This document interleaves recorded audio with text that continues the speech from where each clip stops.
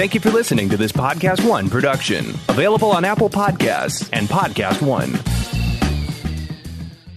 There is a place that is spoken about only in whispers, a dark area that spawns the beginnings of urban legends, a place where anything can happen and usually does. During the light of day, it hides just outside of view, but when the sun goes down, spirits, creatures of the night, roam free, and things do go bump in the night. It is in every state and every country, and there is no escaping it, no matter how safe you feel behind your locked doors and latched windows. So we invite you to turn down the lights and turn up your radio while we join Dave Schrader and Tim Dennis, your hosts, on a journey into the darkness on the edge of town. Hello and welcome. You're tuned into the best in paranormal talk radio. This is Beyond the Darkness. I'm your host, Dave Schrader. That guy over there at the Supernatural News desk, well, that's Tim Dennis. Hello, Tim. Hello. Big week, buddy. Big week. Yes. I got a daughter that my youngest daughter has officially become a teenager. Wow. She's now 13 years old. My second oldest daughter, now 24 years old this week, Tim. Jeez. Those are two of the big changes. I have a granddaughter born on the 20th, Tim, a brand new Charlotte Sue. Congratulations. Welcome to this big old flaming, twisting ball of rock, Charlotte Sue. Yeah, good luck, Charlotte Sue. Whew. Grandpa loves you. Yeah. Hold on tight. It's a wild ride. Yeah, it is. Let's see. I turned 52 on Friday. Yeah, you do. Woo-hoo. No, not do. I did. Well, due diligence. We're pre-recording the show Thursday, so it truthfully hasn't happened, but it's Saturday that you're listening, so by the time you listen, I will have turned 52. Yeah. Yay, you turned 52. Woohoo! See, 52. I can play along. Yeah, crazy. So we got a lot of stuff going on. It's been a busy, crazy, hectic, kooky, nutty, wacky week, that's for sure. Yes. Listen, folks, holidays are upon us, and you're thinking, Jesus, what do I get my friend, my relative, my coworker that's obsessed with the paranormal? Well, how about this? Darkness Dave's book, The Other Side, A Guide to Ghost Hunting and the Paranormal. Well, that's a good place to start. It's only $10, Tim. $10. I also have the DVD miniseries of the TV show I did with Zach Baggins called Paranormal Challenge. Oh. And it's all 3 discs. It's every episode of the miniseries. It ran a few years ago. And I've got that full, complete set available, $30. And I'll be happy to sign them for free, Tim. I don't know if I mentioned that. No. You can get the book for $10, you can get the DVD for $30, or you can get both for $40. Wow. And if you do that, you just email me, Dave at darknessradio.com, and say book DVD or book and DVD, and then we'll send you an invoice. You pay the invoice, we'll autograph them, sign them, send them out. We'll shoot them out ASAP. So if you're interested, hit me up on that. I only have a limited amount of the DVD sets left available. This is it. I think I've got like 5 to 7 sets left. I've got a lot of the books, so if you're interested in just the books, I could do that, but $10 a book, you can't go wrong. And that's like $4 shipping and handling total. So it's a pretty good deal. So if you're interested in that, just email me, Dave at darknessradio.com. Tell me if you want the book, the DVD, or the book and DVD. We'll get them signed up for you out and in your hands, and that's available. I got to tell you, Tim, this week is an interesting week. Thanksgiving falls on Thursday this week, Tim. Yes, it does. And we have, I think, my favorite episode of the Holzer Files for the entire season. Okay. So far will air this Thursday. I've really enjoyed every episode. I enjoyed being a part of it. I've enjoyed watching how they cut it and put it together. I've been very happy with it, and so have the fans, it appears. We've got a lot of great followers, a lot of fantastic people tuning in and watching the show and spending time with us. But this week, I got to tell you, is my favorite. First of all, Tim, we capture, I think, the quintessential piece of physical video evidence. Really? Yeah, it's awesome. Awesome. We capture some EVP that's remarkable, and there is a true holy beep moment in this episode. Huh. It's like a horror movie scene. Really? Something really affects Shane, our tech, in a very terrifying, chilling way. Really freaky. I kid you not. People are going to be talking about this episode, man.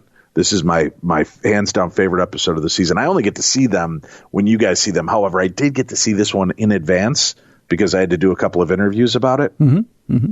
Because it's so creepy and weird and amazing evidence captured throughout. So check it out. That's this week. It's a really bizarre episode. It takes place in Texas.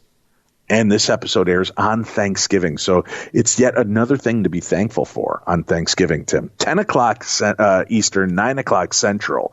Check your local times and listings in your area on the Travel Channel for the HOLZER Files. And for those of you just tuning in who didn't know this, I'm part of a new TV show called The HOLZER Files. It airs every Thursday night on Travel Channel. We've aired about 5, 6, 7 episodes. So we've got about 3, 4, 5 episodes left somewhere in there. I can't keep straight. But tune in this Thursday on Thanksgiving. Go set your DVR. Once you've bloated your stomach and filled it with all the goodness it is Thanksgiving and happy family meals, sit down with your clan and watch the brand new HOLZER Files. I guarantee you are going to enjoy this one. So that's my little pitch, Tim. Buy my book, buy my DVD, and watch the HOLZER Files this coming Thursday for, I think, the best episode of the season. I may have some of the books that survived the crash. If you want to mark a couple up. What do you mean? I think I have half a box of your books in my van that actually survived the crash. So they're miracle infused books. If you want to sell those for $15. No, I won't do that. I'll still give them out at 10 because I love these people, Tim. All right. I love all of these people. I was gonna say. So much so that I'd like to give them a show right now. How about this, folks? We want to hear from you.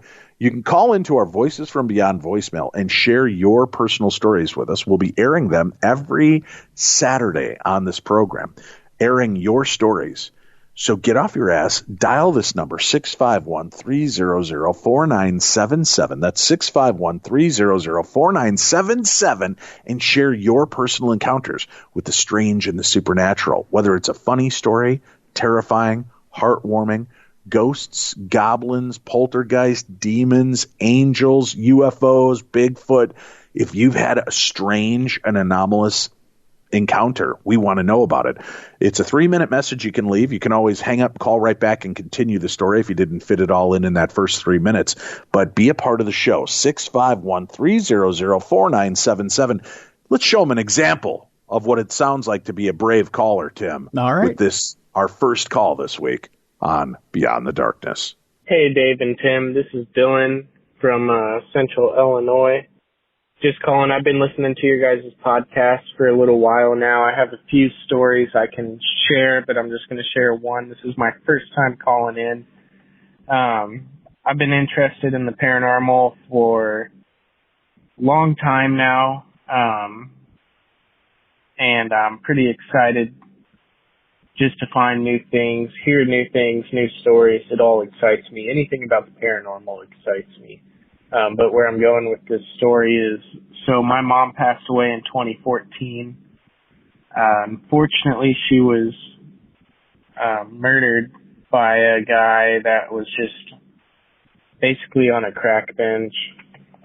She got murdered at a rest stop, which is what it is. But beyond the story, we used to watch American Idol all the time. Like growing up, we've done this for so long. And back when she was alive, we were watching American Idol. We would record it because some nights we couldn't watch it. I would be in high school, had extracurriculars or football or wrestling. Something was always going on. And we recorded it. I came back from practice that night, and we decided we're going to watch our American Idol episode. This is what we always do. This is a weekly thing. And so we're playing the recording. And what happens, in the middle of the recording, we're about halfway through, and all the sound just goes out, like gone, just nothing. I guess white noise. But what ended up happening, a few seconds later after the noise goes out, we hear a voice come over and it just goes, "I love you." And just like very, very, very blatantly, and in a complete voice that was not even on the show, even close to like what the show was trying to, anyone that was on the show, I guess. But anyways, it was really interesting. That's just kind of one small paranormal experience I've had. We ended up calling my aunt right after we found it and asking her if her recording had the same thing, because she had recorded it too, and she didn't have it on hers. So was it paranormal? Maybe, maybe not. I don't know. But really interesting. So that's my first paranormal story I'd love to share with y'all. And just again, want to say I love your guys' show. Please put out more episodes. I'm learning stuff every day from you guys, and hopefully I can transfer it to my investigations that I do on my own. Very cool. Thank you so much for sharing your story with us. Now it's time to take a look at what's been going on in the world this past week. Tim, where shall we begin this week's Supernatural News? We're heading across the pond, Dave, right over by Adair. Over by Adair, you say? Over by Adair, as we say in Minnesota, yeah. Sure. The question is being asked, is this the ghost of a doomed patient? The chilling image appears to show a woman on a roof of a former mental hospital. The image surfaced showing a ghost-like figure on the roof of an old mental asylum. The woman claims she captured a female patient on the roof of Sunbury Lunatic Asylum, and social media was divided over the images, with many casting doubt on the claims. A ghost-like figure has been caught on camera on the roof of a former mental asylum. Chilling snapshots show the vague outline of a female patient atop the roof of the Sunbury Lunatic Asylum in Victoria. The image was captured during a night tour of the notorious asylum, where straitjackets and electric convulsive therapy treatment were a grim reality for patients. Electric convulsive therapy treatment. Sounds like something I won't be asking my doctor for. No, never looks good if you ever watch any of the video footage of it. It's kind of electroshock therapy, buddy. Yeah, it's not good. Not good. During one of the night tours of the old mental hospital, Ebony has captured what appears to be a female patient on the roof of the old nurses' quarters, said the asylum tour guide. He wrote it in a Facebook post. The photo was taken by tour participant Ebony Toth Littlewood, they went on to say. Social media users weighed in on the apparent apparition, with one woman claiming she was a nurse at the asylum. I believe you will find one of the patients did indeed jump off the nurses' hostel. I worked there back in the 70s and 80s, she wrote. But others cast doubt on the image, giving up the game by showing a daytime shot of a chimney on the building. Definitely a chimney. Doesn't mean I don't believe, but it's definitely not a woman on the roof, said one social media user who was commenting on the photo. So there you go. Now, the image does look pretty weird. It does. I'm looking at them side by side. I'm looking at the photo of the chimney. It's interesting when you look at the historical photo of the asylum, and then you look at the picture of what they're saying is a woman in a straitjacket standing on the edge of the asylum, and then the photo of the chimney in the daytime.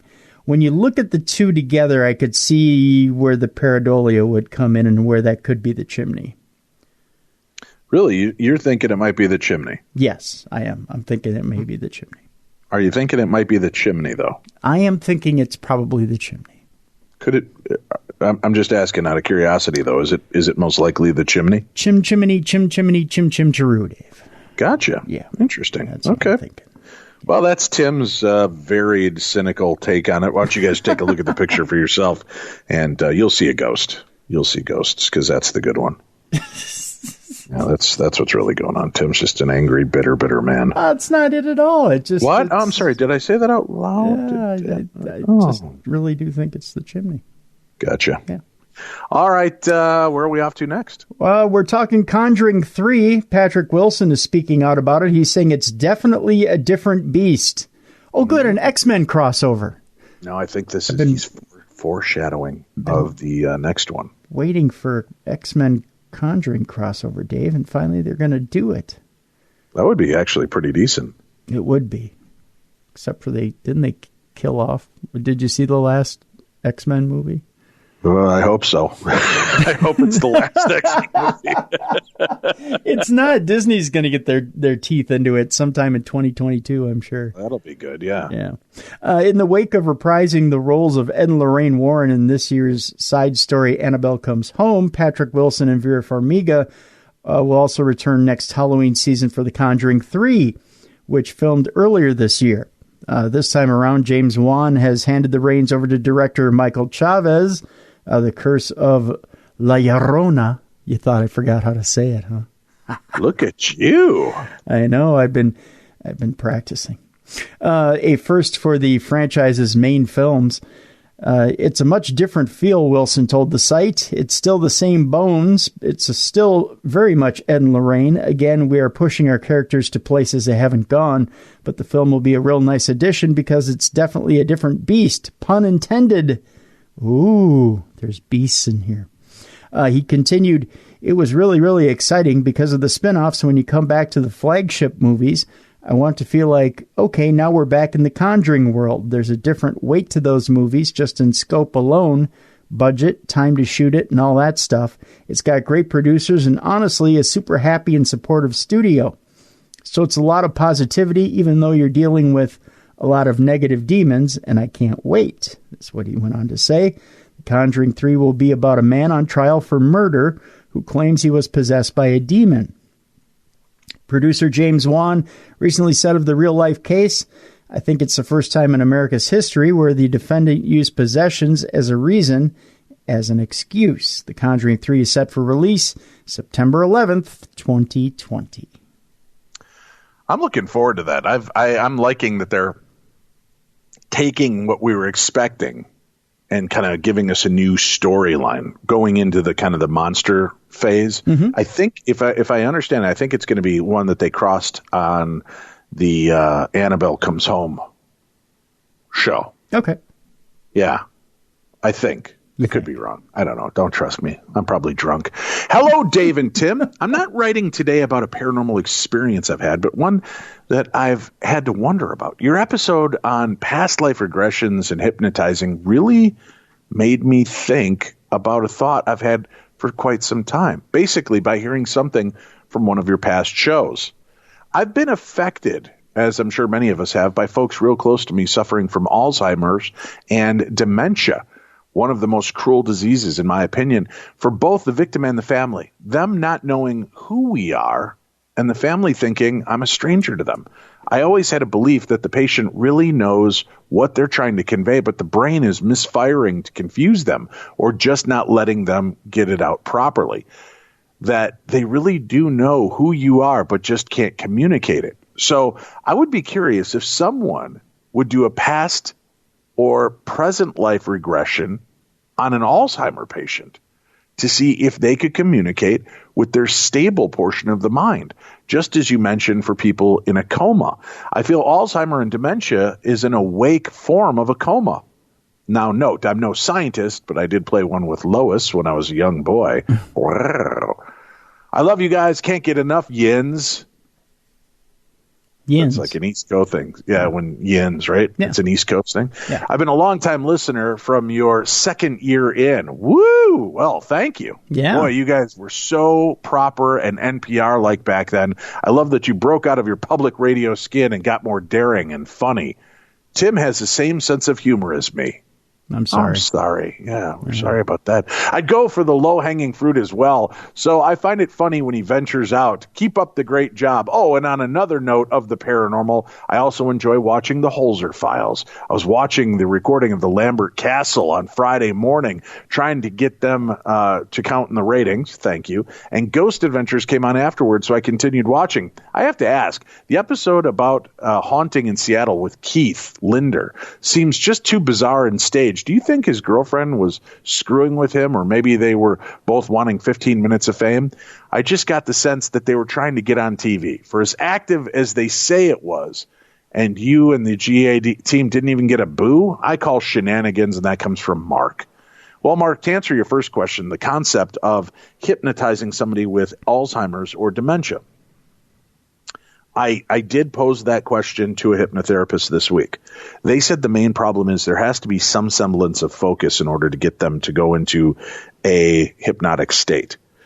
They could probably start getting somebody into a hypnotic state, but most likely not get them developed enough to try to communicate to those parts of the brain that seem to be disengaged.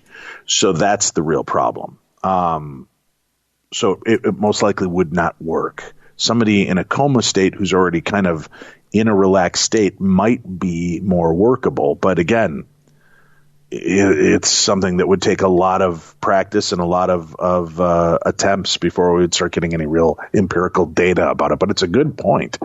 Now going back to the episode of the Demon House in Seattle with Keith Linder, I think we've covered this a little ad nauseum. I don't believe it was haunted. I don't believe he's dealing with demons. I believe he is looking for 15 minutes of fame. With that said, there have been other teams that have gone in and had paranormal encounters and claim it is off the hook, insanely haunted. I just don't buy it. And I think he doesn't even live there anymore. And from my understanding, somebody that reached out to the current renters are not having any issues at all. So that's my understanding of it. I wasn't impressed. I thought a lot of it seemed very staged and fake, including the sponge painted 666 on the wall and the other little designs. So that would be my take on it. But thank you very much for writing in and for giving us a little bit of your time. We appreciate it. All right, Timothy, David, Dennis, where shall we go next in the world of supernatural news? To Airbnb, Dave. You ever stayed in one? An Airbnb. I have not. I got to be honest with you. I've been a little skeptical of that. You hear all these stories of people, keeping video cameras up and keeping an eye on you. Yep. That I got to be honest with you. That kind of unnerves me.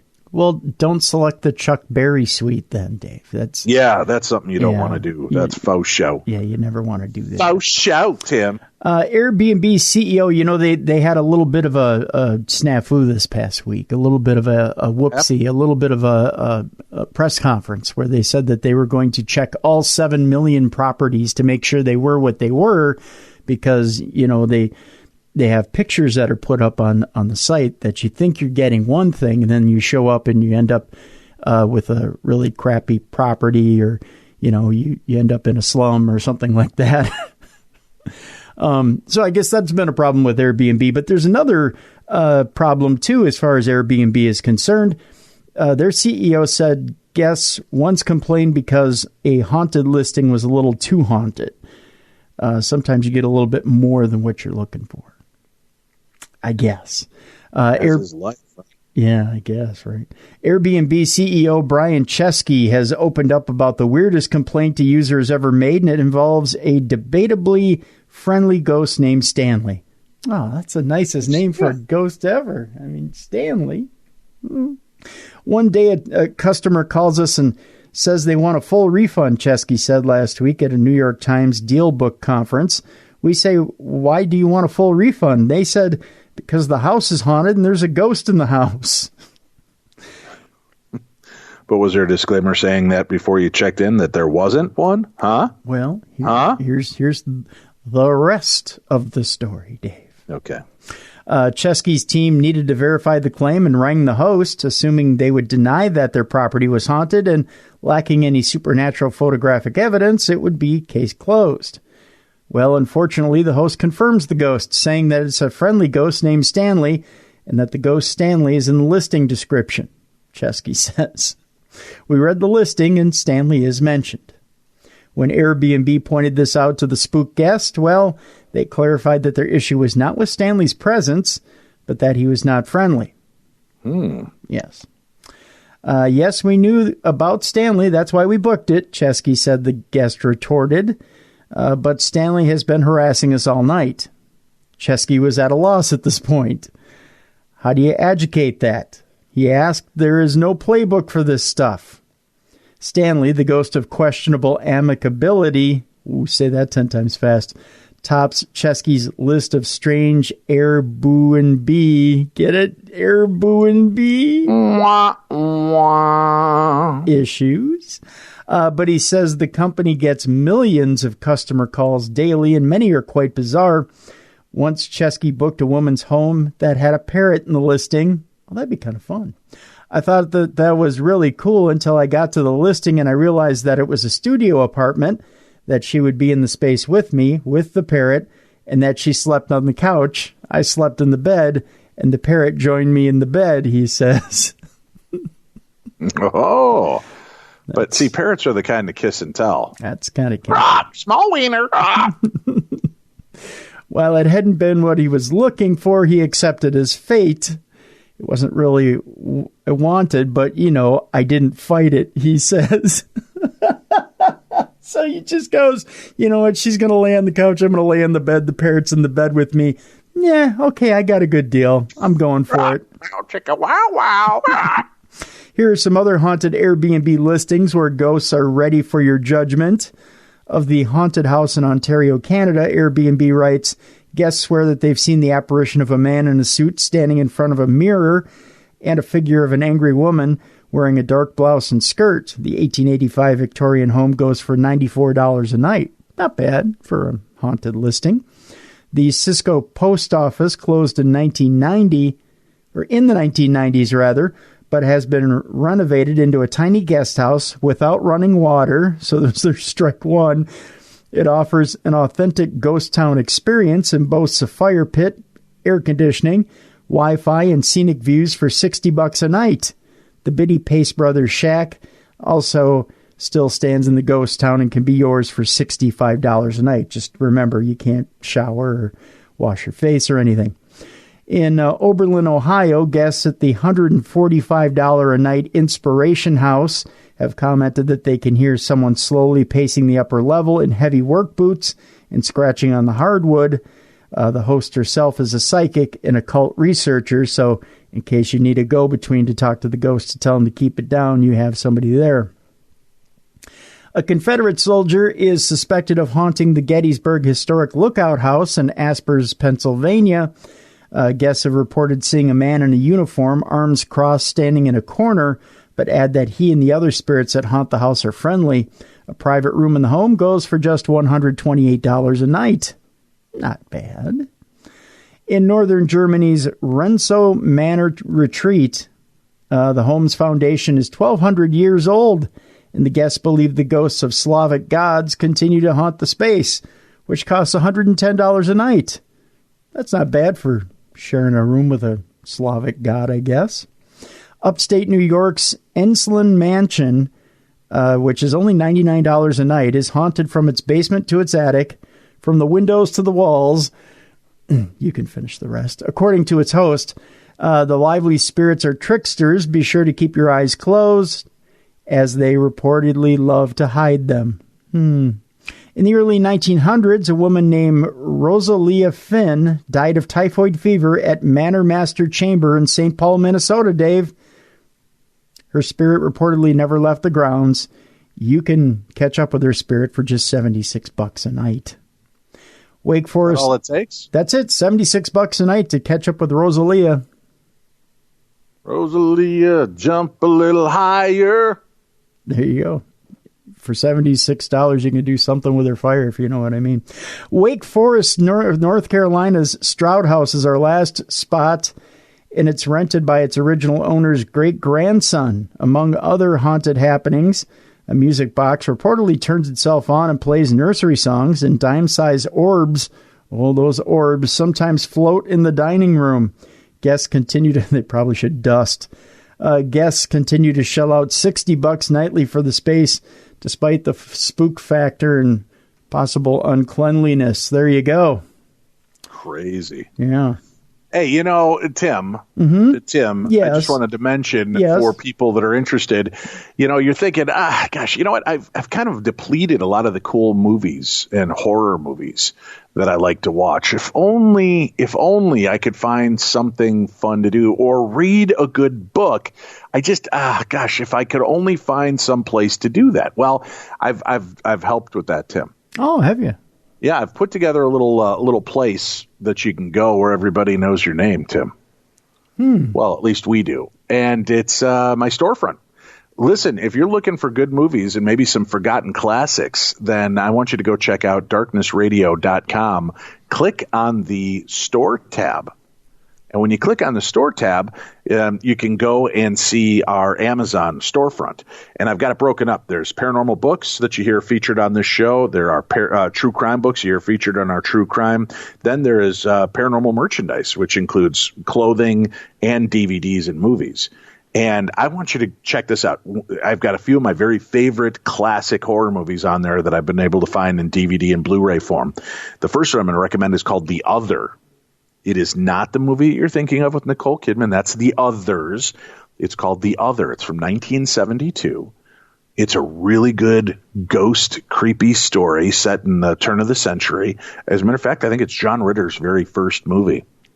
But if you're looking for a good movie to check it out, add to your collection, and have not seen it, go check it out. We've got other great DVDs and sets and gift items all at our Amazon storefront. When you go in and you make a purchase, a very small percentage goes to supporting this program. So that's how it works. It doesn't cost you extra. There's no extra fees, and the seller doesn't lose a penny on their end.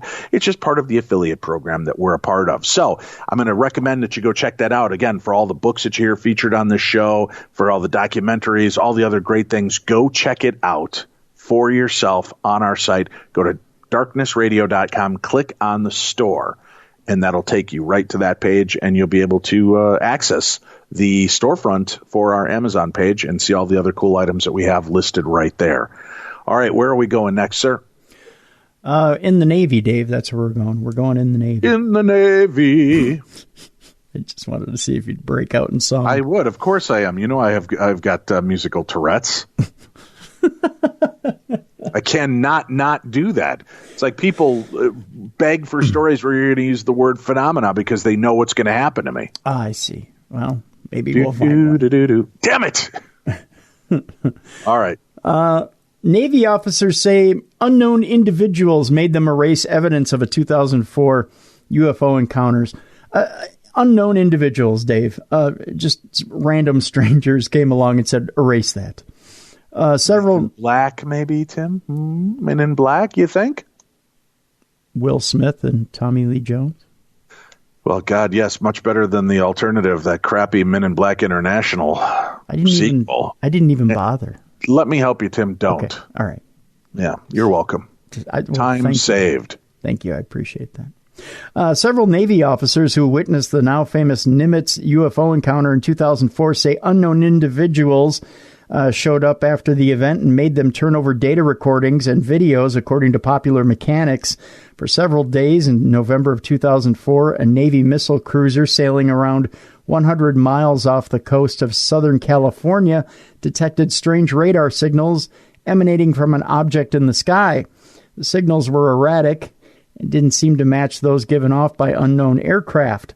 The Navy then deployed fighter jets to catch a closer glimpse of the strange object, and one succeeded in recording a blurry black and white video that was, to the government's chagrin, publicly released in 2017. I never thought I'd read the word chagrin in a news article. Along with two other videos of UFO sightings from years later. 5 Navy veterans recently spoke to Popular Mechanics about what they experienced at the time. I didn't know Popular Mechanics was doing UFO stories now. I think we've jumped. Actually, a bunch of them. Popular Science has done stories on ghosts and UFOs, and Popular Mechanics has done stuff on ghosts and UFOs, and they've talked about different pieces of equipment through time and tide. It's pretty interesting. Got to change my subscriptions, I guess. The veterans were part of Navy's Strike Carrier Group 11 and were sailing on the USS Princeton on a training mission prior to their upcoming deployment in the Arabian Sea. The strange radar signals came from an object that would quickly change altitudes, sometimes lurking at 80,000 feet and other times hanging around at 30,000 feet. They told Popular Mechanics the UFO, an unidentified flying object, which doesn't necessarily belong to aliens, I love how they put that in there, became known as Tic Tac because of its shape. Tic Tac gave off a phosphorus glow at night and would dart around in various directions, said one of the veterans, Gary Voorhees, who looked at the object through binoculars on the ship. Voorhees recalled that sometime after the officers recorded these strange radio signals, two people showed up on a helicopter, and 20 minutes later, Voorhees' chain of command, a higher-up authority figure, told him to turn over the data recordings. His chain of command also told him to delete the recordings on the ship. They even told me to erase everything that's in the shop, even the blank tapes, he told Popular Mechanics. Similarly, Petty Officer Patrick P.J. Hughes, who was an aviation technician, claimed that his commanding officer and two unknown men asked him to turn over the hard drives from the plane. However, Commander David Fravor, one of the pilots who got a close view of Tic Tac on a fighter jet, told a different story. In various past interviews, Fravor said the videotapes of the UFO disappeared, not because of any men in suits, but because people had unintentionally recorded over them. Well, Seinfeld was on that night. I mean, come on. Fravor previously told the New York Times that he and Lieutenant Commander Jim Slate spotted the object, which was about 40 feet long. As they descended in the fighter jet, the object ascended to meet them, but then abruptly veered away and disappeared, he told the Times. The details of what happened in 2004, both in the sky and down below, remain ambiguous. To learn more about what these Navy witnesses had to say, you can read Popular Mechanics' original feature on the deal. So there you go. Pluto TV is the leading free streaming television service. It's a place where you can watch over 100 TV channels, thousands of movies all on demand, and all for free. No credit card ever needed, no sign up. Pluto TV is easy, and it's the completely legal way to watch your favorite TV shows, your hit movies. So what are you waiting for? Follow along with Dave and Tim. This is what we've done. We've cut the cable, and now we've got Pluto TV. Never pay for TV again. Download Pluto TV for free on all of your favorite devices today. Whether it's your phone, Roku, Amazon Fire TV, Apple TV, smart TVs, PlayStations, or anywhere else that you can stream. Check it out. What are you waiting for? Never pay for TV again by downloading Pluto TV. All right, Tim, we've got an email here. Okay. Hi, Dave and Tim. Hi. That's how it begins. First of all, thank you so much for all the years you have provided us with your insights about the paranormal. I've been listening to your show since 2010. That's 9 years, Tim, in case people were having trouble figuring it out. Oh, okay. And you are still the standard that all other shows should aspire to be. Aw. Aw. I had just tried to leave a recording about my experience capturing an EVP from Raymond Chandler. But please do me a favor, delete it. I definitely would sound better coming from you instead of me, Little Miss Marble Mouth. I guess we'll be erasing that message, Tim. Okay. Here's her story, though. From 2003 to 2016, I lived in San Diego, and it is there that I became involved with paranormal research. I belonged to 2 investigative groups, as well as several paranormal-themed meetup groups. For those who don't know, Meetup is an organization that brings together people with a common interest, like learning French, growing bonsai trees, hiking. Shameless plug, I now run a Western Massachusetts meetup called Fork, Knife, and Spook. Oh, very clever. We meet at haunted restaurants and bars and hear stories from the staff, which is pretty good. That's a great idea. Yeah. One day, myself and several meetup friends went to visit the graves of the Whaley family at the Mount Hope Cemetery in southeast San Diego. We were familiar with Mr. Whaley's exploits throughout Old Town. He has made his presence known in a great number of the park's shops and restaurants.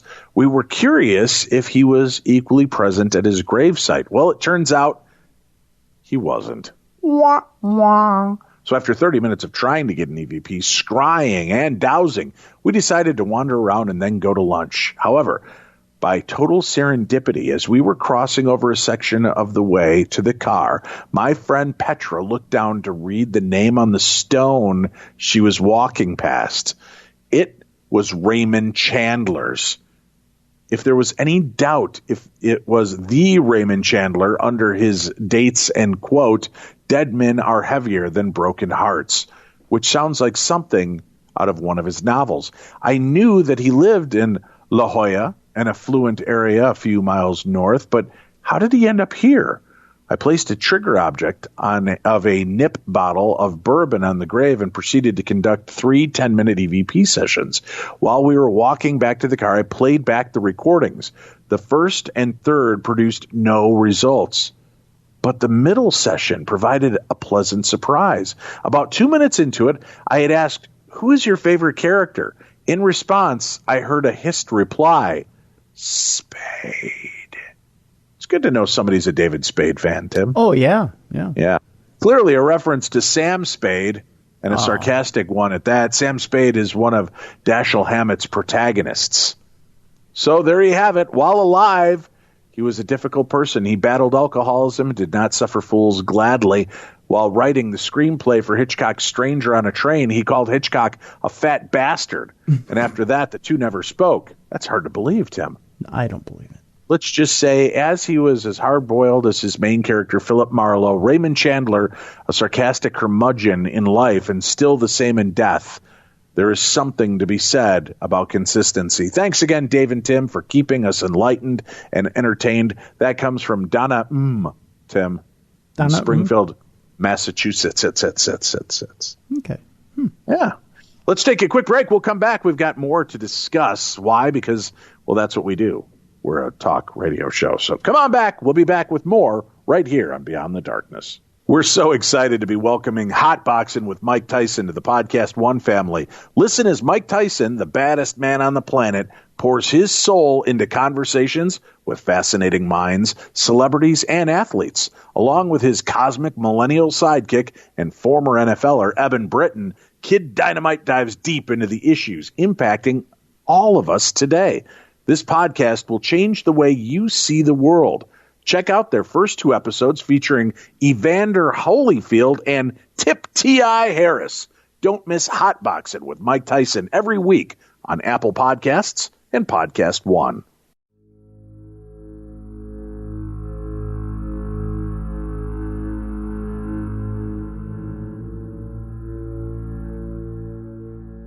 Beyond the Darkness.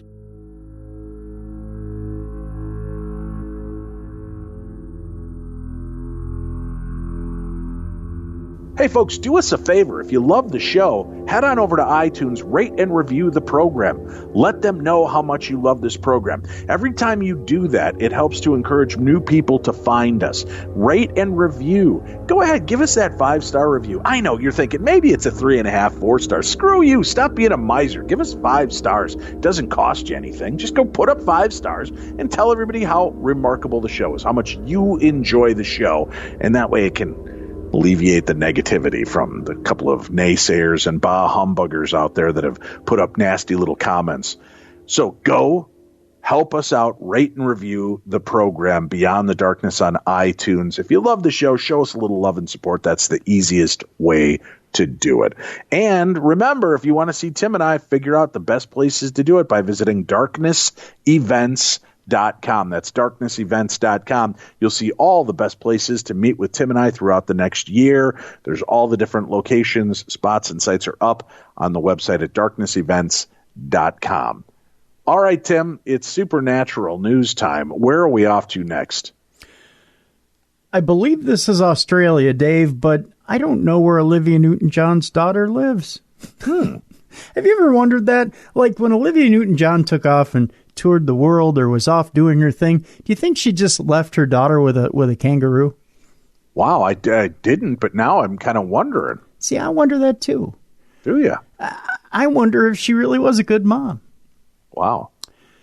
Olivia, if you're listening, just send your hate mail right to Tim at tim@darknessradio.com, because I'm still the one that you want. Ooh, ooh, ooh, honey, the one that you want. I think it's fair criticism. I mean... You think it's fair criticism? When I read this... Why are you taking a shot at America's sweetheart, the Australian singer, Olivia Newton-John? What do you got against Olivia Newton-John? I think when I read this next story, Dave, you're going to wonder the same thing yourself. Okay, if she was raised by ruse. Okay. All right. Olivia Newton-John's daughter, Chloe Lattanzi, see, she doesn't even share the same last name, Dave. Some kangaroo with the last name of Lattanzi. Wow. Ended up raising her. Reveals that she's seen a UFO. She says, I've been conscious of paranormal exercise. That's what Olivia Newton-John's daughter, Chloe Lattanzi, reveals. Let's get physical. Paranormal exercise right there, yeah. Yeah, maybe she got physical with a UFO. I'm just saying. She's been protecting followers, very entertained since her triumphant return to Instagram earlier this month. I don't know if you were triumphant when you saw Chloe's return to Instagram or not, Dave, but I myself threw a party here at the crib. I invited you, but you never showed. I had a thing that I was doing at a place with people that were at the thing. They doing stuff. They could have come. They could have, but they didn't. They had a thing that they were doing at the place. All right. Well, yeah. Next time, maybe. This past week, though, Olivia Newton-John's daughter, Chloe Lattanzi, she's 33 years old now, Dave. 33 years of living out in the outback with kangaroos. Gets lonely. She left followers intrigued by sharing a social media publish about her perception in paranormal exercise. Here we go. You ready for this? Taking to Instagram, the marijuana farmer uploaded a promotional picture for UFO documentary Hunt for the Skinwalker alongside the caption, I have been conscious of and fascinated by paranormal exercise since my first UFO sighting. I've been conscious of paranormal exercise. On Sunday, that's the quote. I don't know why this is repeating again. On Sunday, Olivia Newton-John's daughter, 33-year-old Chloe Lattanzi, left followers intrigued by sharing a social media publish about seeing UFO. I like how the universe retains us guessing and reminds us that we now have no management in any way. So let go, she continued, including, and take a look at this superior documentary. It isn't the primary time Chloe has claimed to have skilled a magical presence. She's skilled a magical presence, Dave. The wording of this article is very weird. Yeah. Nobody's got time for a proper check back. No. Again, in August of 2015, the aspiring actress was filming a horror film known as Useless 7 when she realized that the movie set was haunted. Not the primary time. Again, it repeats twice. That's weird. Yeah, just forget it. This story already sounds stupid and unbelievable. She says, on location at a deserted mine. Oh, I'm dedicated now, Dave. I'll just make sure I don't repeat myself. On location at a deserted mine, I cannot let you know how haunted this place is right here, she wrote on Instagram at the time. She went on to elucidate. She went on a ghost journey final evening and had a profound expertise, it says, that I'll always remember, including this blank is actual, dudes. This crap is actual, dudes? Yeah, it's something like that. Yeah. Chloe made a return to Instagram with a bang earlier this month after 12 months away from the social media website. It says, look who's again. Earlier this month, the bombshell magnificence marked her return to social media with a signature racy bikini shot, because that's how you make your return. I mean, I did it too. I took some time away. Yeah. And then I came back with a racy bikini shot. Probably should have shaved beforehand. No, that's what made it racy. Well, that's true. That's true. Mm-hmm. Within the caption, Chloe wrote, simply want to publish enjoyable stuff I did this 12 months. This was a superior journey I took with my household to the Bahamas. Chloe married marijuana farmer James Driscoll in a non-public ceremony earlier in the year. So there you go. I think simply to get away from the kangaroos, Dave. That's why she married the marijuana farmer. Yeah, that's why, possibly. Or she just wanted to marry a guy that had a lot of good weed. Oh, that could be too. Yeah, I'm throwing it out there. It's a concept. It's a thought. It's an idea. Let's take a call, Tim. Sure. I want to hear somebody else's story. 651-300-4977. What's your story? Hi, Dave and Tim. It's Tasha calling from New Brunswick, Canada. I've called in a couple of times with some ghost stories, and today I wanted to share a UFO experience that my Aunt Donna has had. She's been telling me this story throughout the years, and the facts have never changed, so I do think she's telling me the truth, and this is kind of what happened. So she lived in a, small little bungalow over on the west side of our city, which sits right on the ocean, and, she said it was after supper, and it was fall of 1967, and her family were kind of having supper, just kind of finishing up and going in to kind of enjoy the rest of the night. And she said suddenly in the house, everything was infused with static energy. Their hair was standing up, they had goosebumps all over themselves, and they could hear a weird woof, woof, woof kind of noise coming from outside. So Donna said she went outside and looked up above the house, and there was a round object with lights that were shining down into the backyard. She said the UFO swooped down, went through her, underneath her clothesline that she had up on trees, which is insane to me considering how low the craft would have had to have gotten. But she said it went under the clothesline and took off out towards the sea. A couple of moments later, police were just rushing down her road, going down to the beach, and she said that they were kind of out with flashlights and they were checking in her backyard, and then she said some officers a day or two later showed up and they told her they were going to do an examination of her yard. So they were taking samples and checking things out, and no one would give her any information or tell her what she saw or answer her questions, even though it happened in her very own backyard. The weird thing is that I kind of just put some pieces together is that in Shag Harbor, which is in Nova Scotia, which is the next province over, right across that same little bit of sea that I was just talking about, there was the Shag Harbor UFO incident that happened in October of 1967. I'm curious if my aunt saw the same the same ship that crashed in Shag Harbor, or maybe it was something else. But the date is just a little bit weird that we are so close to one another province-wise, and then she saw this, and then the big event happened in Shag Harbor. So that's my quick little UFO story. Thank you for listening. Thank you for always making my weekends awesome. And I'm so happy and appreciative to have your show in my life. Thank you for everything you do, and I hope that you have an amazing weekend. Bye. All right, fantastic. Thank you. Keep the calls coming, folks. 651-300-4977. Tim, where's our next story taking us? I want to go back to Britain, Dave, where a UFO sighting was actually investigated by the police. Which you don't, really? Yeah, you don't hear about that very often at all. When forestry worker Robert Taylor was reported seeing an alien spaceship in the woods near Livingston 40 years ago, it made headlines around the world. The Deckmont Woods incident is unusual among reported UFO sightings in that it was investigated by the police. They treated the rips to Mr. Taylor's trousers as evidence of an assault, but could never quite work out what had happened to him. In his testimony to the police, the 61-year-old described how he saw a 30-foot-high dome-shaped object in a clearing in the forest near the West Lothian Newtown on November 9th of 1979. He told how two spiked spheres then rolled towards him, and as he passed out, he was aware of being grabbed on either side of his legs. Mr. Taylor woke up in a disheveled state 20 minutes later. Mr. Taylor, who died in 2007, was a respected war hero and teetotal churchgoer. No one doubted that he was sincere in what he believed he had seen, and throughout the rest of his life, he never deviated from his story.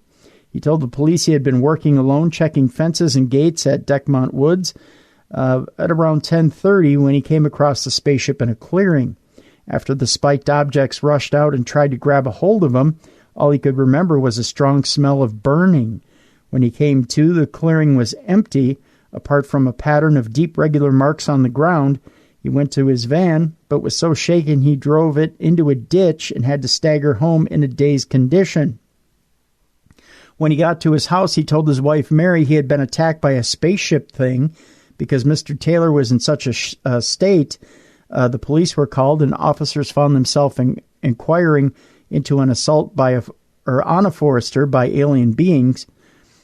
Detective Con Ian Wark, the scene of crime investigator, arrived at the clearing to find a large gathering of police officers were already there. He told the BBC he saw strange marks on the ground. They were about 32 holes, which were about 3.5 inches in diameter, as well as marks similar to those made by the type of caterpillar tracks often fitted on bulldozers. The officer went to Mr. Taylor's employer, Livingston Development Corporation, to see if the machinery they had could solve the mystery. After examining every piece of machinery they had up there, we did not find anything to match, he said. The police officer said that the unusual marks on the ground were only to be found in the clearing where Mr. Taylor had experienced his reported close encounter. These marks just arrived, Detective Conwork said. They did not come from anywhere or go anywhere. They just arrived as though a helicopter or something had landed from the sky. The police report from the time said the marks on the ground indicated an object of several tons had stood there, but there was nothing to show that it had been driven or towed away. P.C. William Douglas wrote, there appeared to be no rational explanation for these marks. As part of the police investigation, Mr. Taylor's ripped trousers were sent for forensic examination, but this was many years before modern DNA techniques, so analysis concentrated on how the damage had been done. Police forensics said the trousers seemed to have been damaged by something hooking them and moving up. The trousers are now in possession of Malcolm Robinson, a ufologist who has been investigating such cases since the Deckmont incident. He said there were police-issue blue serge trousers, and the type of rips in them did not happen by getting snagged as Mr. Taylor crawled away on the ground. Mr. Robinson, who has given lectures on the incident across the UK, Holland, France, and the USA, and written a book on the subject, said it was one of the most incredible cases in the world. He said it was one of the very few hardcore cases that defied any explanation. There are many theories about what actually happened to Mr. Taylor. These include everything from hallucinatory berries to black ball lightning and a mirage of the planet Venus.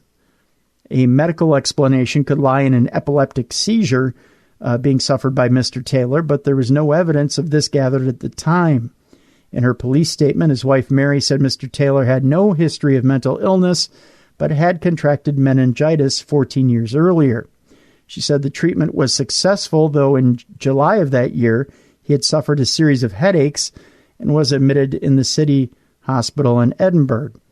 In his statement, Mr. Taylor said that after the UFO incident, he was examined by the local doctor who called at his house. The doctor suggested he should go to nearby Bangor Hospital for a checkup and x-ray. After waiting for 2 hours at the hospital, he got fed up and left without being examined. Detective Conwork said he could go along with the theory about the epileptic fit, but what about the marks on the ground, he said. The former police officer cannot bring himself to say he believes Mr. Taylor saw an alien spaceship. I'd have to see it myself to believe it, he said. But he said he interviewed Mr. Taylor 3 times and he never changed his story. He believed what he saw and there was no way he would make that up, Detective Conwork went on to say. 40 years on the Deckmont incident has passed into legend. Last year, a UFO trail opened, which takes people up to the spot where a Newtown forestry foreman claims he saw an alien spaceship. So there you go. Wow. A little flashback from the past. Yeah. Very nicely done. Very nicely done. Speaking of flashback from the past, join me on the Holzer Files this week, a brand new episode. Yes, I know it's Thanksgiving, Dave. Dave, Thursday's Thanksgiving, but what are you doing at night? Come on, you're not eating at 10 p.m. Eastern, 9 p.m. Central. So why not watch the Holzer Files? Get the whole damn family around. Tune in for what I believe is truly one of the best episodes of the season. It is creepy. It is weird. The Howard Dickinson house in Texas.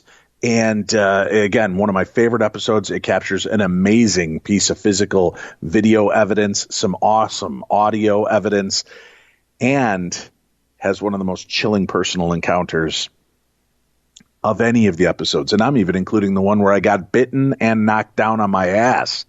Wait till you see how the spirits of the Howard Dickinson house affect Shane. Tune in and check that out this Thursday. All right, Timothy, where are we going next? Going to the land of TV, Dave, where there's a brand new series out there that is breaking malevolent psychic cycles. Okay. I know that sounds weird, but follow me here. I'm with you. Travel Channel has a brand new series called Ghost Loop, which empowers spirits to break free from repetitive bad habits. A ghost loop happens when paranormal entities terrorize the living through endless and repetitive supernatural cycles, manifesting over and over in the same location.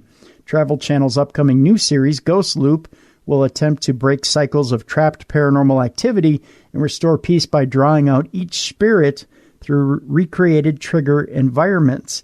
The new 8-episode series premieres Saturday, January 4th at 10 p.m.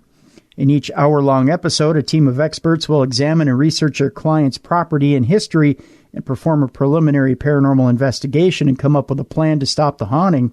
Whether it's building a 1900s-era train compartment, replicating a tavern from the 1850s, or constructing a 19th-century baby's nursery, the team uses each emotionally charged setting to draw out the entities during intense follow-up investigation.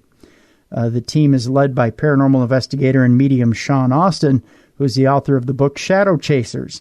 He began investigating 11 years ago when he caught an EVP recording of a young girl's voice in a graveyard. A practicing Catholic, Sean learned the crafts of paranormal investigation, mediumship, and demonology under the apprenticeship of demonologist Ralph Sarchi. Chris Starr's involvement in the paranormal began with an encounter with her dead grandfather's spirit when she was 5 years old. This experience unlocked her gift of sight. She found she could sense haunted spaces and the entities trapped within them. The Clifton, New Jersey native was mentored as an empathy and clairsentient by sensitive aunt and paranormal investigator uncle.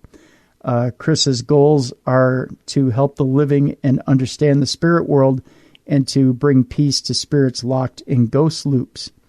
Researcher and tech advisor Chris Califf was a teenager when he tried to contact his father who had passed away. 15 years later, he believes that technology and research are the best way to prove or disprove paranormal activity. Design specialist Eric Vitale has been investigating the paranormal for 6 years and is heavily influenced by the work of paranormal pioneers Ed and Lorraine Warren. He finds he is often drawn to dark, dangerous cases that involve evil and sometimes demonic entities. Tech support Matt Lytle was 15 years old when he witnessed his recently passed grandmother comforting his sleeping grandfather. He discovered he had the ability to sense spirits and auras about 2 years ago. The series premiere takes place in Houston, where homeowner Becky is terrified by sounds of someone breaking into her home night after night, only to encounter an aggressive male entity that routinely attacks her. That according to the official synopsis. On their preliminary investigation, the group frighteningly gets picked off one by one. Chris gets sick, Matt is overwhelmed by a burning sensation on his body, and Califf and Sean get into a conflict fueled by the angry spirit. Through their research, they discover that in 1921, a murder occurred in the home involving a young woman and her abusive boyfriend, whom she shot in self-defense. In order to stop the dangerous activity in Becky's home, the team builds an environment that mimics the fateful night and uses Chris to elicit the spirit. In Cradle to the Grave, which premieres on Saturday, January 11th at 10 p.m., the team arrives in Florida, where homeowner Teresa is being terrorized by an entity that crawls across the ceiling from one of her son's bedrooms to another.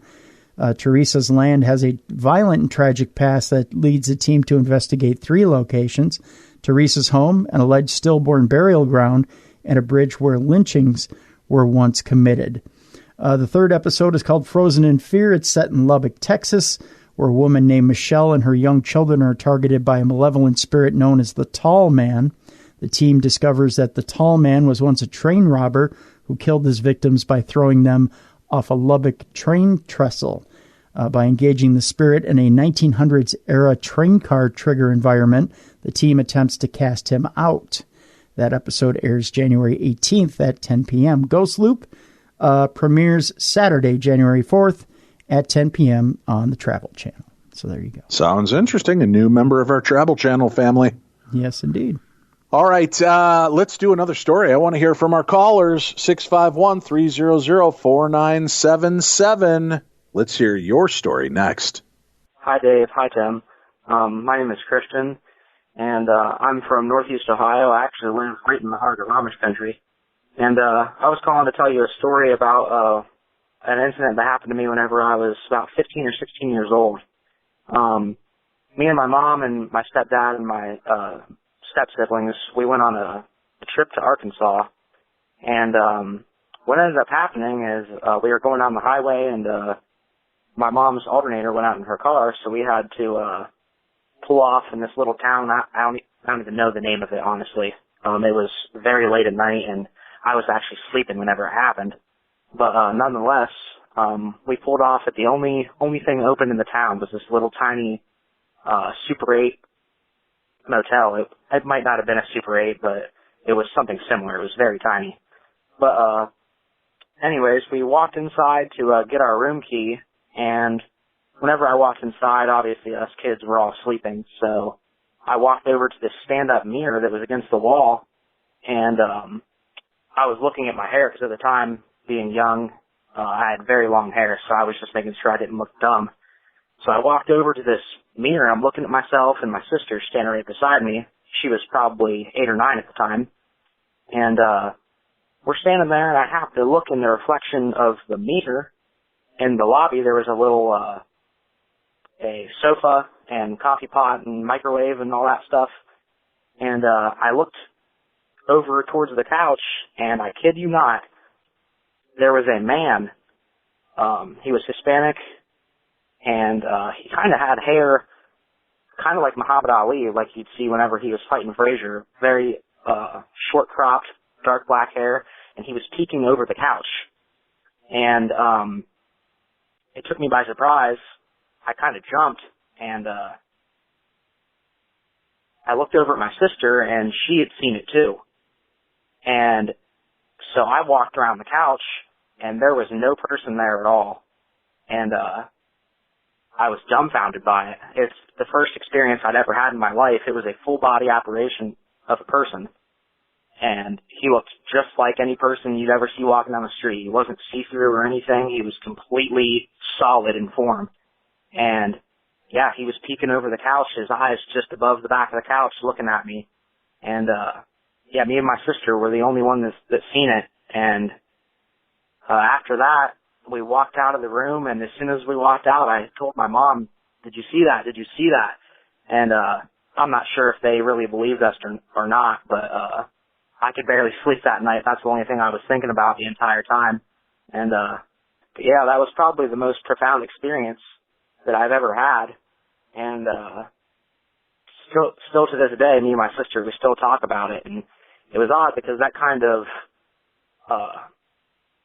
unlocked, it seemed like it kind of opened me up to more experiences. Ever since then, I've been photographed with a shadow figure. Me and my family, we were posing for a picture, and there was a shadow figure in the background right behind me. Looked like he was posing for the picture with us. And yeah, I've seen numerous lights in the sky, a lot of weird things since that happened. But yeah, thanks for what you guys do, and thanks for allowing the platform for me to share. This is the first time I've ever shared this story on any platform before, so I appreciate it, and I hope you guys have a good day. Thanks. All right, just a handful of stories left for this week's Supernatural News. Tim, where shall we go next? Death, Dave. Wow. Why? Death? Why? Or life after death. How about that? Oh, okay. Life after death is not, I guess it's hopeful. I just wanted to put the spooky in it. Thanks. Yeah, that worked well. Yeah. Actually, we're going to research about life after death and what it reveals as far as near-death experiences. Now, the research they say here is a bit shocking. I'll challenge that. I don't know that we found out any more than we did before, but you be the judge of that. People who have suffered near-death experiences, or NDEs, often recall distortions of time, visions of the afterlife, and other paranormal phenomena, Dave. Do-do-do-do-do. Phenomena. Do-do-do-do. Phenomena.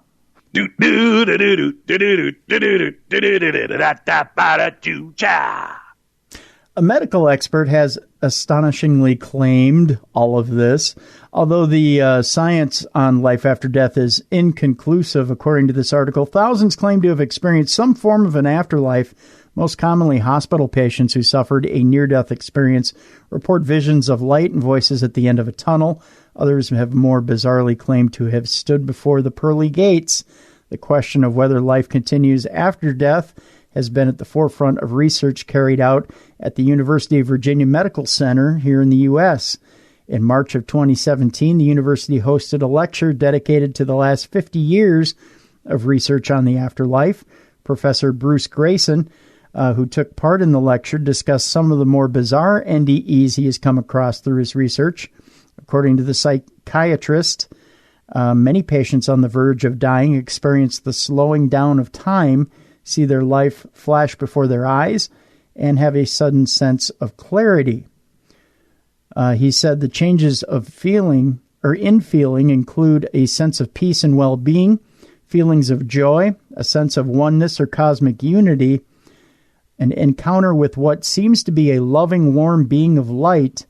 The apparently paranormal features include extraordinary sensory vividness. He went on to say, people report seeing colors that have never seen on Earth, hearing sounds they have never heard before, having what seem to be a frank extrasensory perception of things going on elsewhere, visions of the future, and a sense of leaving the physical body. Professor Grayson also said many NDEs include a sense of otherworldly features. These otherworldly features include feeling transported to another unearthly or mystical realm. The category also includes seeing deceased spirits and religious figures, as well as reaching a point beyond which you can't come back. Professor Grayson said, now most NDEs, in fact, have a combination of all four of these elements to varying degrees.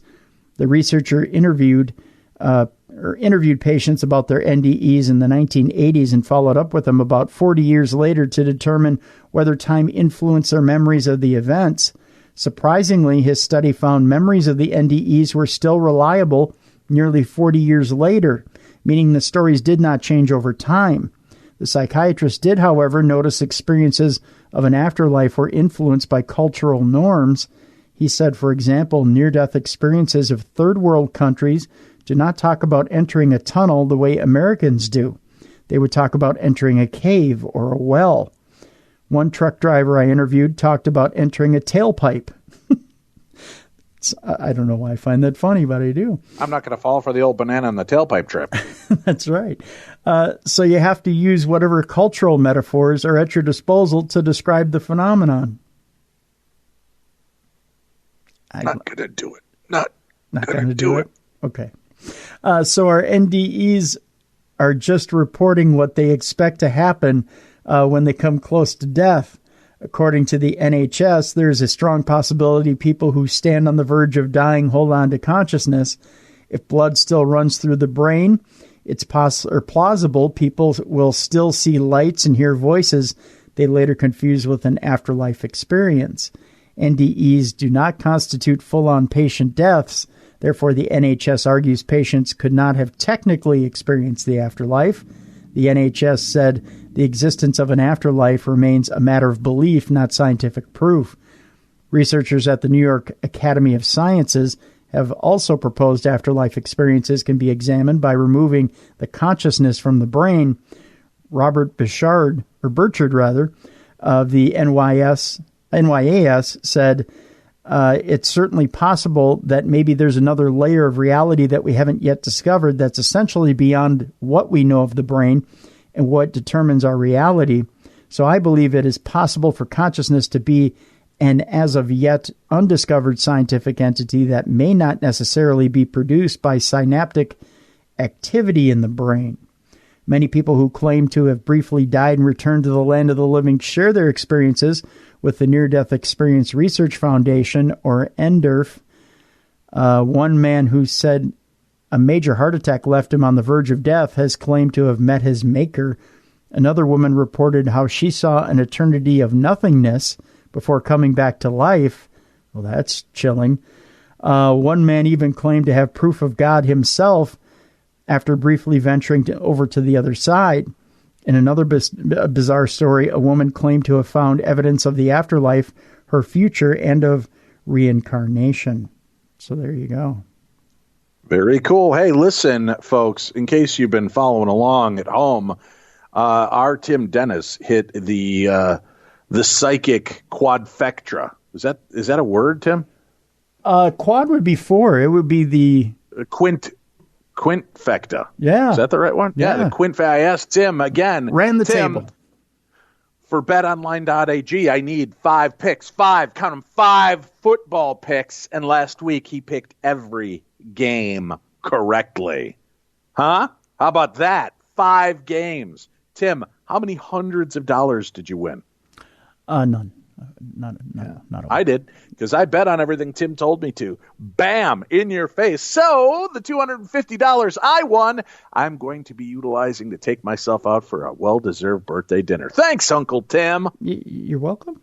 Let's help others now so that they can be a part of the fun. BetOnline.ag has been doing a great program with us all year long, and we want you to be a part of it as well. You can help us continue to beat up on Stone Cold Steve Austin and mock openly Adam Carolla as we continue to crawl our way back out of the muck and mire of our beginning couple of weeks, which was not great. But we're back. We're back swinging and in style. We've got some football picks. And if you're not familiar, BetOnline.ag is the best place to go if you want to place sports bets. We do it. We pick our 5 picks of the week and our lock, and we have a lot of fun doing it.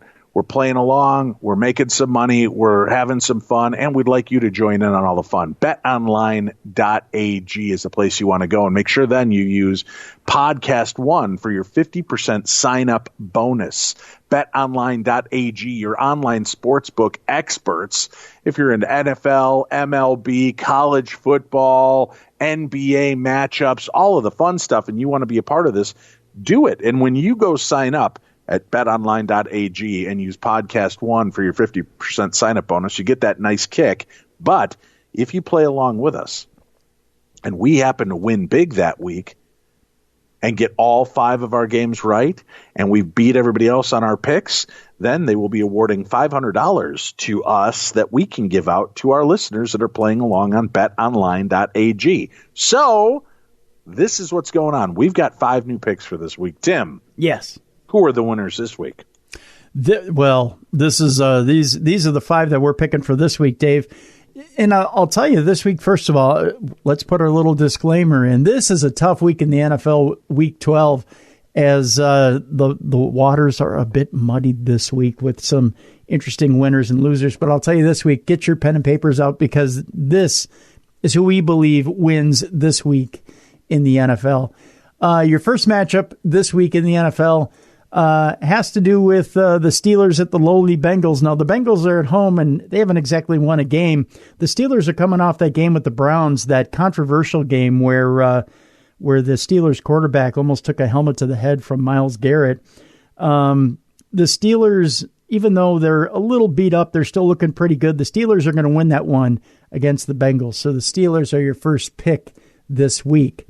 Your second pick for this week is also your lock for the week.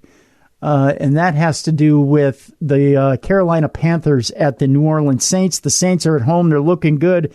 And Drew Brees is on fire. So the Saints are your second pick of the week. They're your lock. And the score of that game, we believe, is 24-17. So the Saints beat Carolina. They're your lock, 24-17. Third game this week. Again, we mentioned those Browns against the Steelers. The Browns are taking on the Dolphins at home, and what we can call the Futility Bowl, is neither team really looks good. But the Browns are at home, and they're due. They're due. So we're picking the Browns in this one at home against the Dolphins, as they got to win sometime, don't they? So the Browns are your third pick. Again, Steelers, Saints in a lock, 24-7, and the Browns are your third pick. Your fourth pick this week is a team that's come on and has been pretty hot under John Gruden. We're talking about the Raiders as they travel to New York, and they're taking on the Jets. We know they're on the road. They're traveling from the West Coast to the East Coast, but John Gruden has those guys on fire. So pick the Raiders. The Raiders are your fourth pick this week. And your fifth pick this week is a good old-fashioned pick, Dave. It's a pick that you can't go wrong with. They're at home. They're at Gillette Stadium, and they're taking on the Cowboys. Your fifth pick this week is the Patriots. Even though they're a little scuffed up, they've got a solid defense. They've got Tom Brady, and they can't go wrong at home. They have not lost in Gillette Stadium all year. It's the Patriots. So the Steelers, the Saints in a lock, 24-17. The Browns, the Raiders, the Patriots. Those are your 5 picks this week. Join the conversation on Twitter with hashtag SportsNetChallenge and play along with us every week. Visit betonline.ag and don't forget that promo code podcast1 for a 50% sign-up bonus. Did I also mention there's a $5,000 season-long charity contest going on? You can continue to be a part of this with us. Go check out betonline.ag. Sign up now. Use podcast1 as your promo code, PODCASTONE, for your 50% sign-up bonus. BetOnline.ag, your online sportsbook experts. All right, Tim, where are we going next in the world of supernatural news? AI, Dave, in Antarctica. Oh, doom, doom, doom, doom, doom. What's AI up to this time? Dave, there's nothing good coming out of AI. You know that, right? Have we read enough stories? That's not true. I believe there's many good things coming out of AI. You've been excited about these sex dolls that are AI, Tim. No. That's one good thing. I'm not. Have I told you why? I mean, I don't want to get adult on this show, but... Yeah, then let's not. I get the idea. Let's just use 2 words. Clamp down. Yeah, all right, I'm with you. You know what I'm saying? Yeah. Okay. Okay. Anyhow, what's going on with AI this week? NASA is going to test drive an alien hunting robot in Antarctica, Dave. Aliens run! That's all I got to say. Terminator's coming after you. Bruie, B-R-U-I-E, Bruie is a submersible that drives upside down under sea ice. It already sounds screwed up, doesn't it? And it may one day explore extraterrestrial seas on Europa or Enceladus? Yeah, wherever that is. For signs of life, Dave. Enceladus, I think. Enceladus? Yeah, Enceladus, jump a little higher. I don't know. NASA is gearing up to test drive a submersible robot underneath Antarctica's sea ice, Dave, with hopes of eventually sending a similar machine to search for aliens in the subsurface oceans of Jupiter's moon Europa. The 2-wheeled robot, which is called the Buoyant Rover for Under Ice Exploration, or BRUI, it's got a cute name at least, uses buoyancy to anchor itself upside down on the bottom edge of the ice.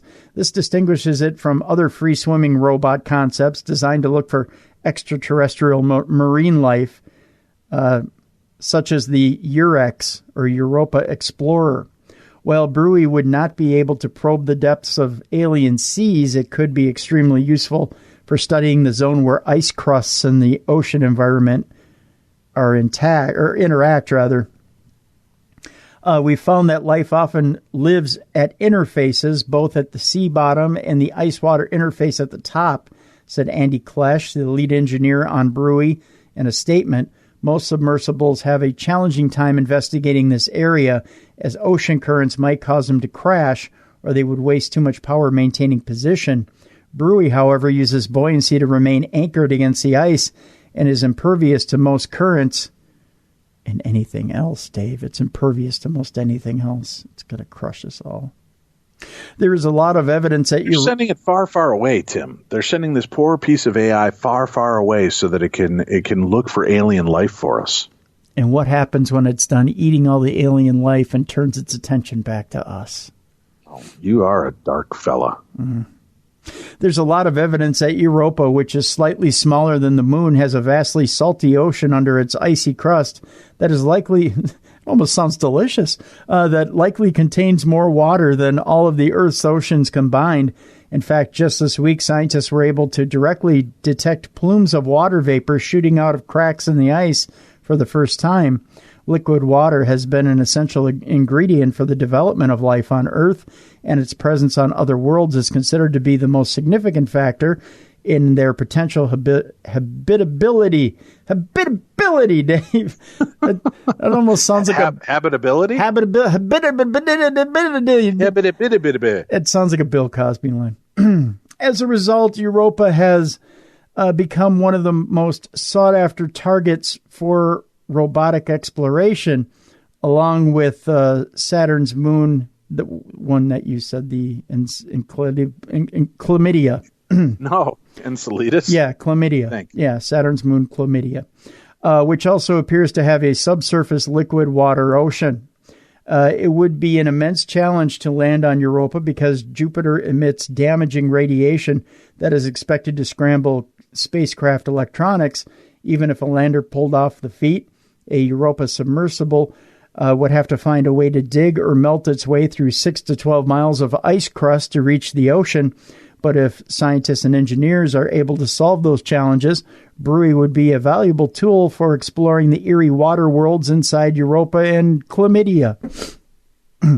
Just saying. The robot has already been tested in Alaska, but in the coming weeks, NASA will team up with the Australian Antarctic program to drive Bruy under the sea ice near Casey Station. We will trial the endurance of the rover, particularly how long the batteries can last in extreme field conditions and how it handles in a variety of terrain, Klesch said in a statement.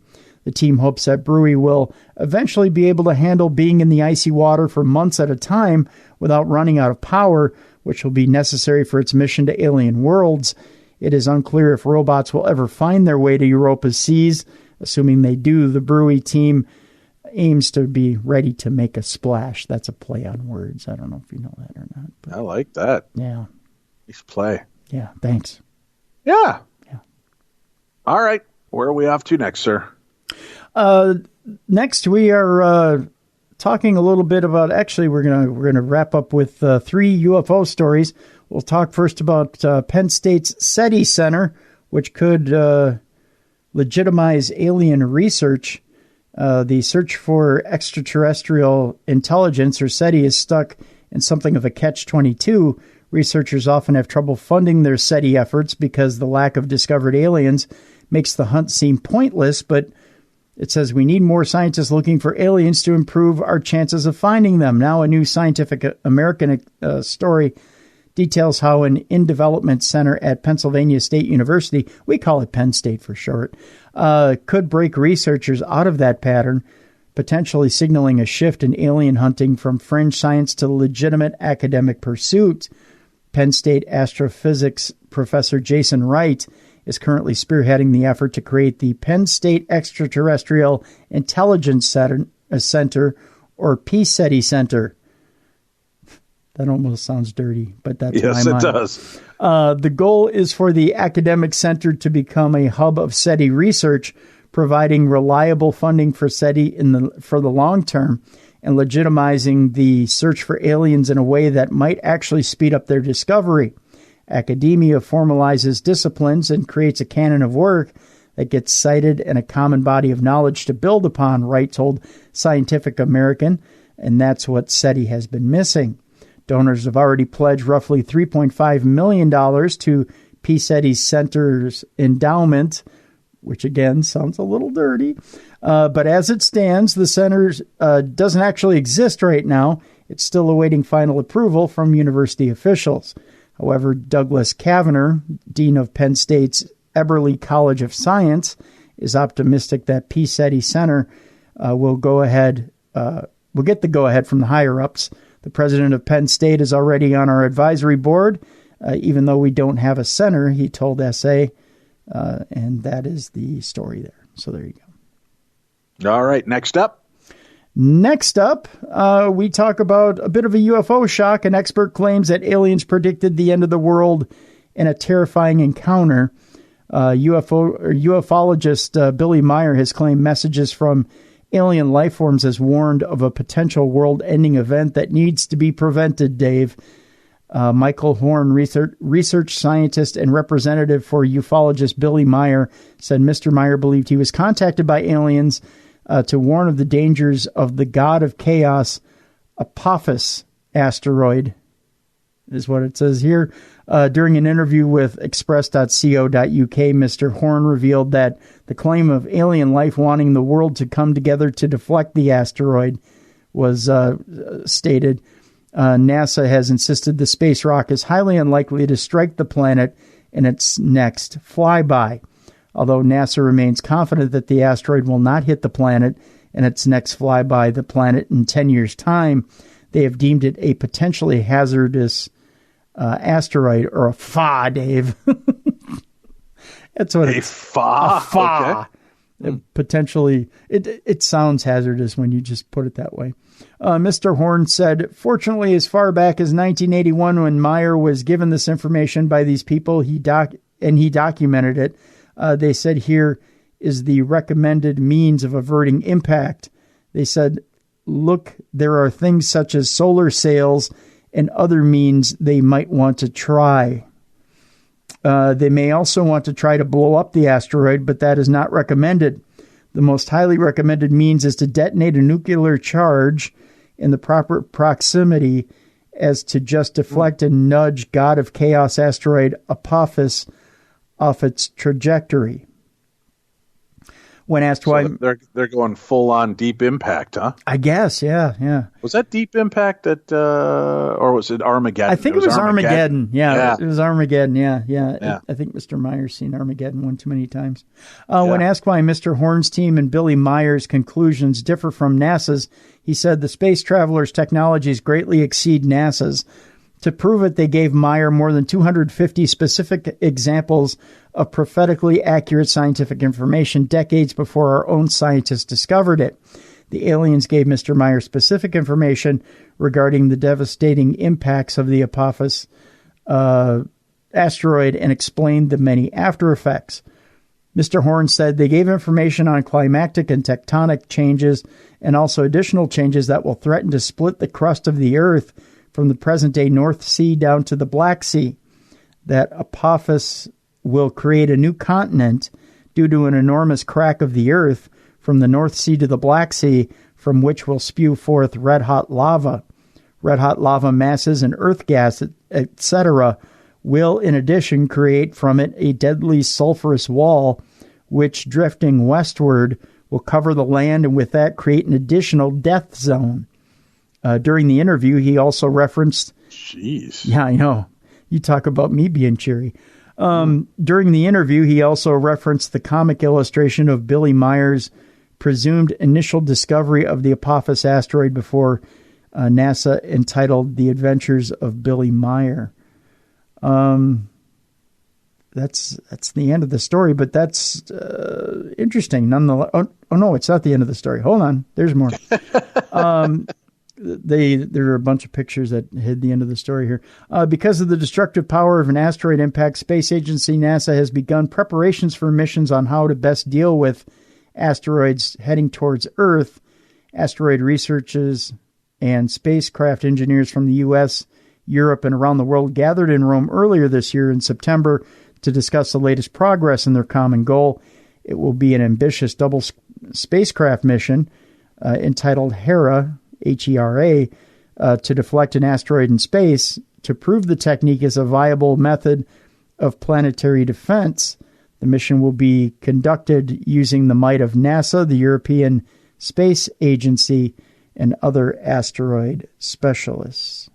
So there you go. Very cool. Yeah. Very cool. It'll be interesting, especially if they are finding more and more getting a little closer than they're expecting.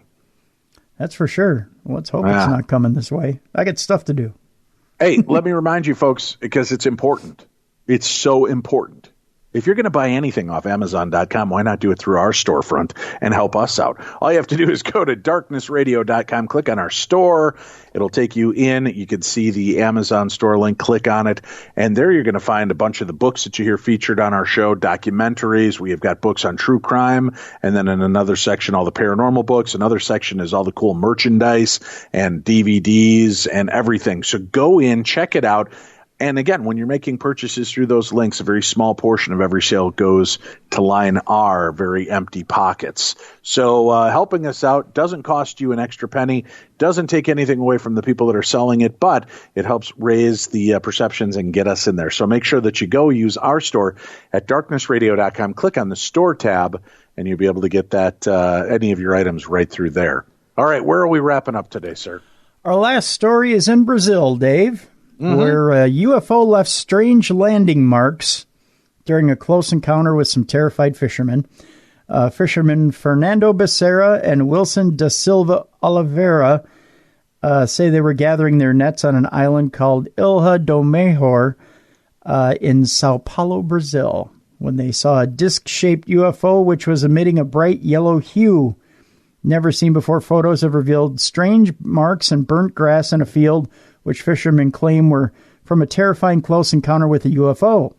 On October 1st, 1995, fishermen Fernando Becerra and Wilson da Silva Oliveira say they were gathering their nets on an island called Ilha do Maior in Sao Paulo, Brazil, when they saw a disc-shaped UFO which was emitting a bright yellow hue flying overhead.